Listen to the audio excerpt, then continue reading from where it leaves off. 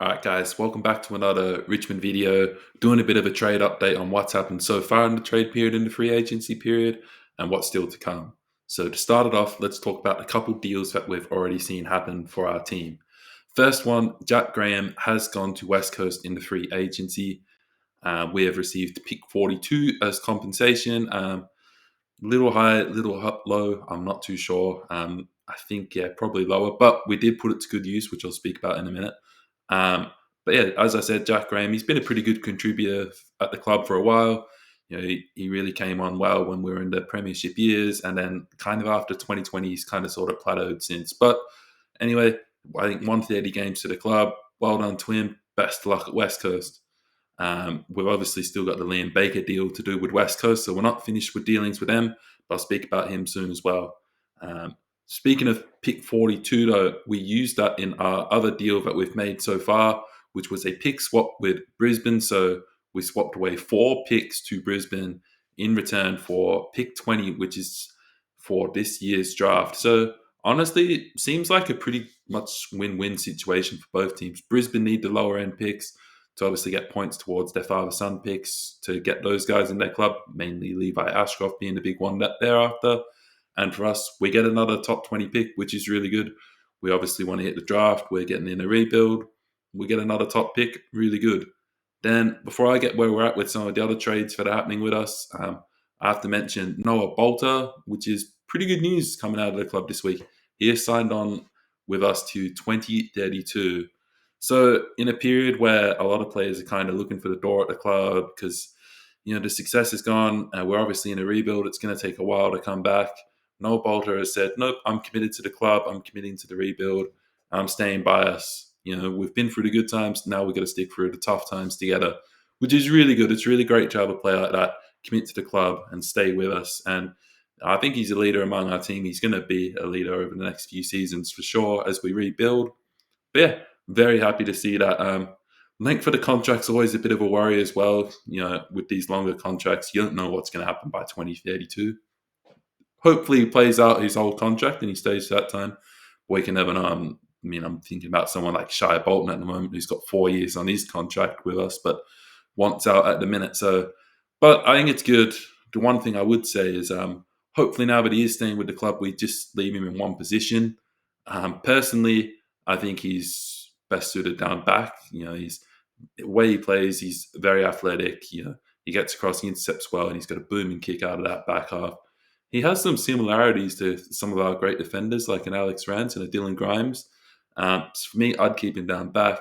Um, Obviously, you can get thrown forward at times as well and pinch it in the ruck. But yeah, all in all, that's pretty good news. But anyway, I'll move on to where we're at with some of the other deals. So I mentioned Liam Baker. So we've obviously still got to deal with West Coast now. We're going hard, obviously. If you guys listen to Trade Radio on Monday, Blair Hartley kind of said, "Yep, we're going after deals, and we kind of want better than fair deals for our players." And I think, good on you. That's exactly what we want. We're not in a great spot at the moment. We need to make the best out of a bad situation. So if we're going to play hardball to get what we want out of players that are leaving, who are, they're quality players. They're good. I mean, I've heard a few people say, "Oh, Liam Baker, he's no cop." I was like, man, I don't know.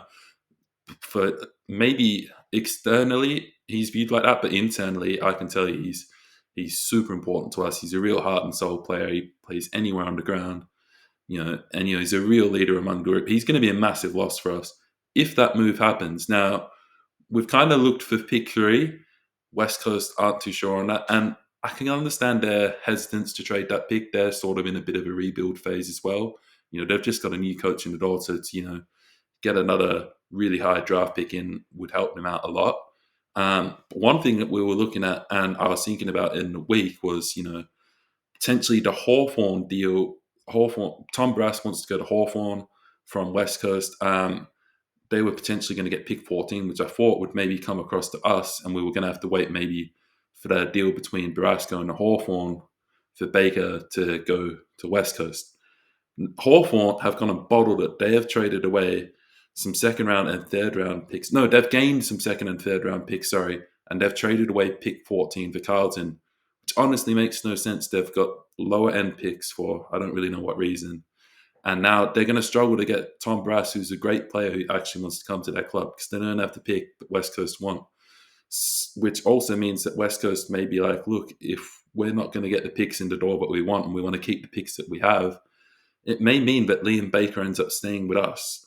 Now, good news is obviously that Baker stays with us, but yeah, I don't know. So it's going to be a real wait and see what happens with that one, but I feel like Hawthorn have not really helped out the situation. Anyway, we'll move on to the other two ones. So, and these two ones are kind of similar, but Shy Bolton to Fremantle, we're kind of in a bit of a stalemate on this one now. Fremantle have offered us pick 10 and pick 18. We want pick 10 and pick 11. Like Blair Hartley said, we're going hard. We want a better than fair deal for our players. So the pitch is kind of behind it from what I've believed or what I've seen is, Fremantle have kind of offered us pick 10 and 18 and said, look, you guys need the picks for your rebuild. This is what we're going to get you.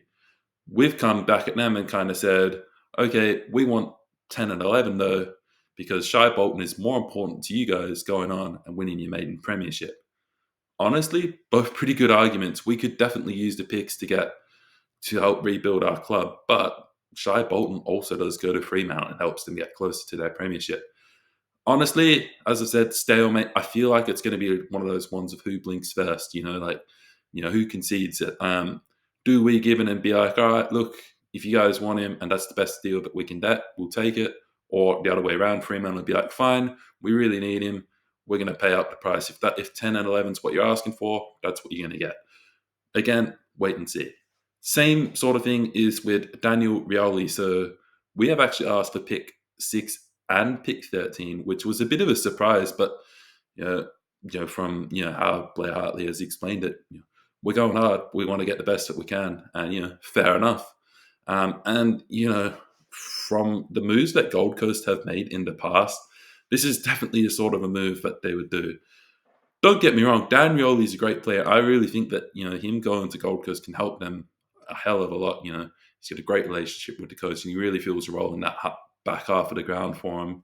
He's an elite ball user, and he takes them that step closer to finals. And for us, we get the 2 draft picks that really help us.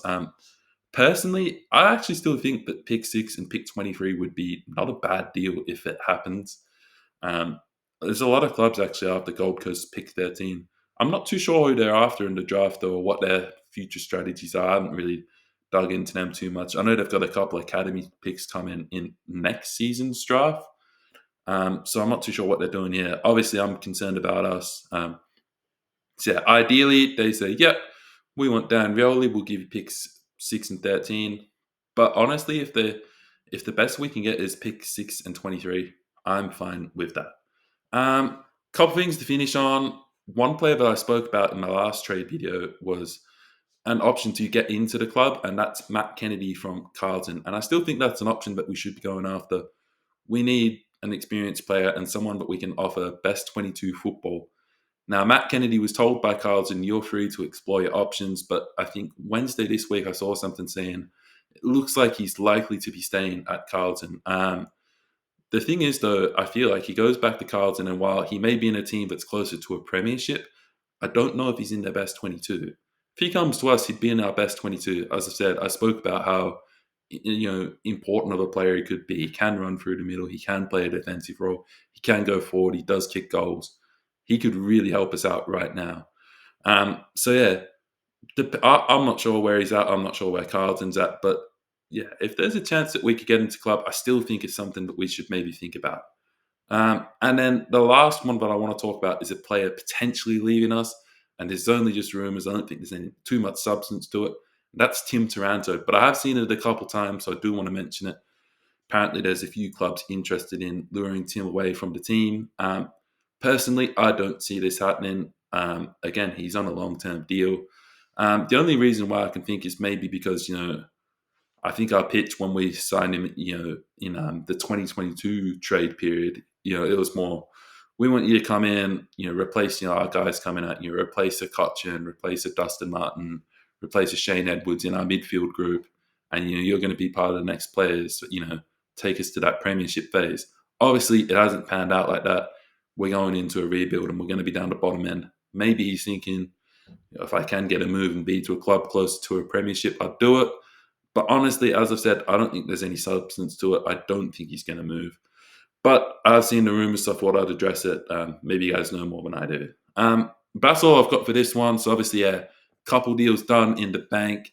And then, yeah, with, Baker, Bolton, Rioli, they all kind of seem like stalemates at the moment. So we'll see what happens, see how those deals get done by the end of the trade period. I'll post another video at the end of the trade period, just recapping what's happened.